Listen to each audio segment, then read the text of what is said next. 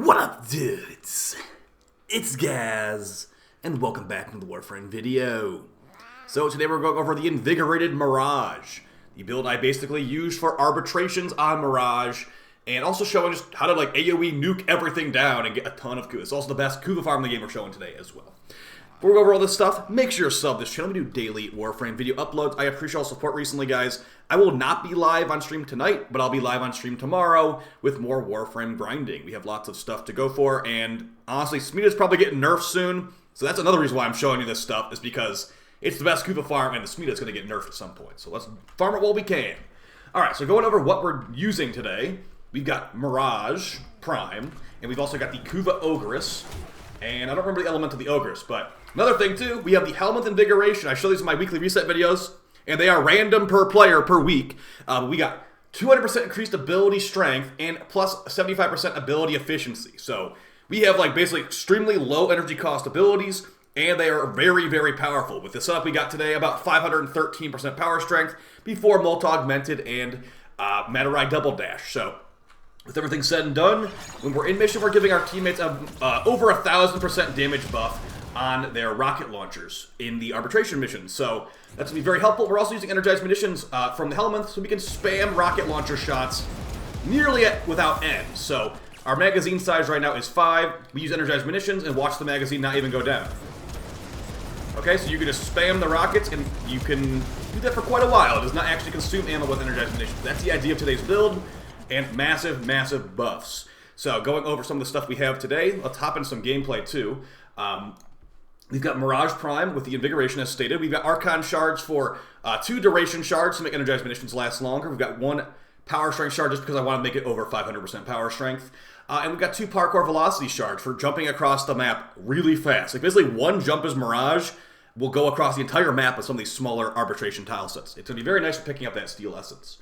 Now as far as what missions you should be running with a build like this, if you can get some amount of power strength close to this. Yeah, small tile set arbitration missions like the one you're about to see on the screen right now. So small, so the overall like size of this map is about 60 meters, probably like about 100 and something meters ahead, all the way across from like the furthest point.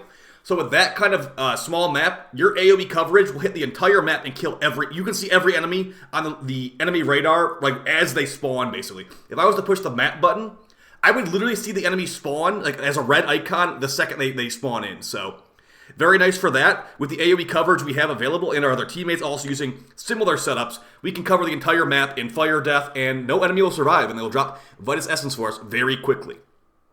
That being said though, not every arbitration is created equal.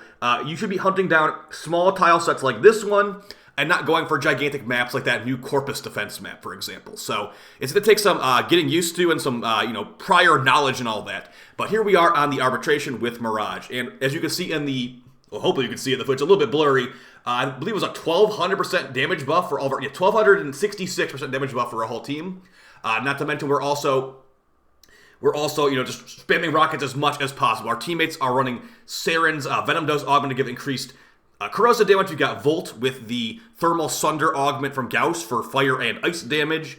And we also got Roar on Wisp, I believe, to give us even more damage. So the damage is off the charts. And the funny part is that arbitrations are not even on the Steel Path. So we're fighting against normal path enemies right now because we literally can't fight against Steel Path here. So there's no Steel Path arbitration.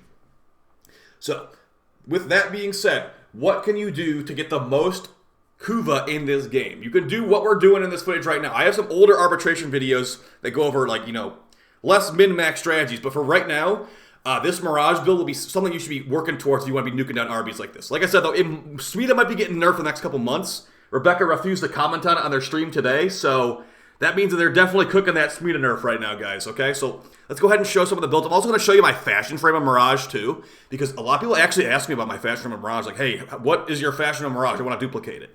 I will show you how to duplicate it right now. So just cover the entire map in fire death. The reason that the Ogris is so good for this is the Night Watch Napalm Augment mod. And what that does is it makes it where once you drop the rocket on the ground, it will release fire canister that will burn the ground over time. So Night Watch Napalm, fire AoE after you shoot it. The idea of this is we want to be able to spam as many rockets as possible. So Prime Magazine Warp giving us more magazine size. We don't have any fire rate on here, and also you should change your Bane mod to whatever faction you're fighting on that Arby. If it's a Corpus Arby, go to the Corpus Bane. Infested Arby, go to the Infested Bane, etc., etc.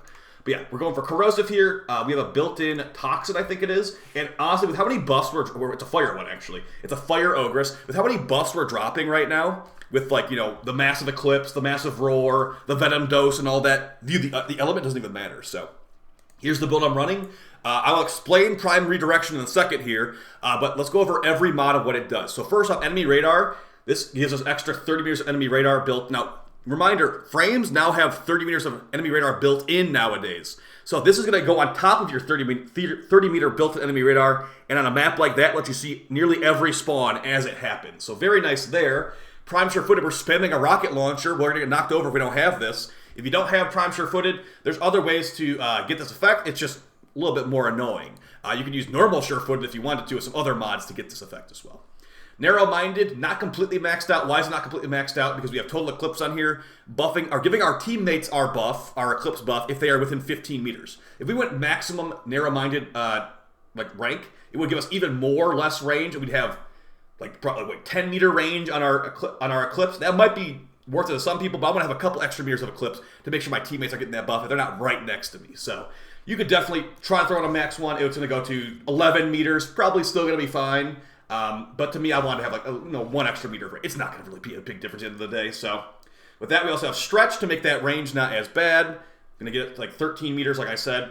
Now, Prime Redirection gives a massive shield, but I'll show you what we're actually using Prime Redirection for later on the smeeta. Prime Continuity, because we want duration to make energized missions last longer. It's about 12 seconds with this build. Transient Fortitude for strength, Blind Rage for strength. Since we got plus efficiency, we actually have like positive efficiency on this build, 120% efficiency.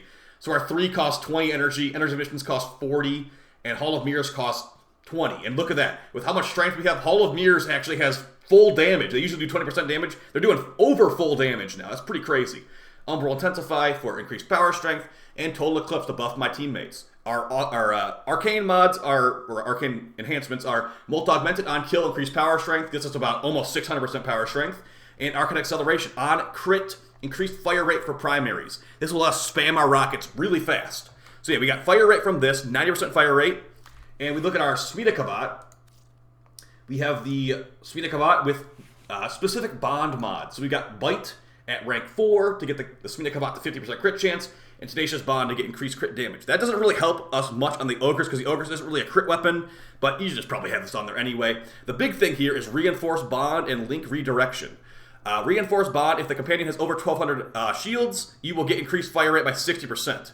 With Linked Redirection and the shield mod on my Mirage, our smeeta has 1,600 shields, giving us a big fire rate buff, which we can spam rockets very nicely with. As far as the rest of the stuff, Tech Enhanced to make the smeeta bus last longer. Medi Pet Kit in case the cat dies, will come back from the dead quicker. And Prime Animal Instinct, I guess, just to get some loot radar, and yeah. So you don't need to have enemy radar, really, if you have this equipped. That's going to be up to personal preference. So you could maybe go with something else there, like Power Dono or something. But for us, we just did this, and it was great. We saw literally every spawn. Yeah, the smeeta just there to give you doubled up loot. And that's going to come from the Charm ability. And the rest of the stuff is Fetch, and I don't even need Momentous Bond here, but yeah. Alright, so going over the rest of the stuff here, we have the Praetos for movement speed, just as used for sprint speed and slide and parkour velocity. So with our parkour velocity shards, we can really jump far. You throw in some volt speed too, you're covering a massive, massive area in basically one jump in a roll. So, yeah, Mirage's passive, I believe, makes her dodge faster too, so throw in some parkour velocity shards, and you are a speedster. Sliding lasts 85% longer, and acrobatic maneuvers are 50% faster. I don't know if that works on bullet jump, kind of hard to tell, but it definitely works on rolls, and the rolls are really fast. So just showing how this works quickly in the sim, I believe Reinforced Bond does break if you go into the arsenal screen, so that's probably not working, but we use our buffs, we activate energized munitions. Now, see how we're in the dark right now? They're going to be changing Eclipse in some way.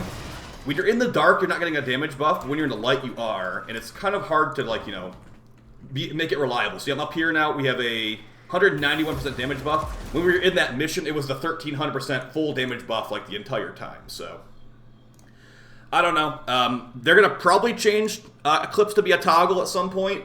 And they'll probably end up nerfing the Helminth version. So it shouldn't really... It should also be a buff to Mirage. but maybe a nerf to the Helminth version. And at the same time, the Helminth version is one of the most popular helmets in the game because the way Mirage's Eclipse works, I get this question all the time, is Roar or Eclipse better?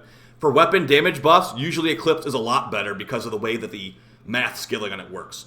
Just because you see Roar saying like plus 100% damage and you see Eclipse saying 1200% damage, those are different types of damage multipliers on there. So I'm not going into in-depth math right now, but a lot of times Eclipse is just better for weapon damage, and for ability damage, Eclipse doesn't even work most of the time. So yeah, Roar is better on ability damage for the most part. And in this mission, we got Roar and Eclipse, so why even choose between the two? So hope you guys found this video fun, helpful. As far as finding good Arbies, like I said, the best one is to find the little tiny tiles like this one right here, so you can see the entire map with enemy radar, and you can kill them at spawn. If you kill them at spawn, you'll be getting more Vitus, and at the end of these missions, I think we got like over 500 Vitus or something crazy like that, so converting that into Kuva, it's a lot of Kuva. So yeah, hope you guys found this video fun and helpful.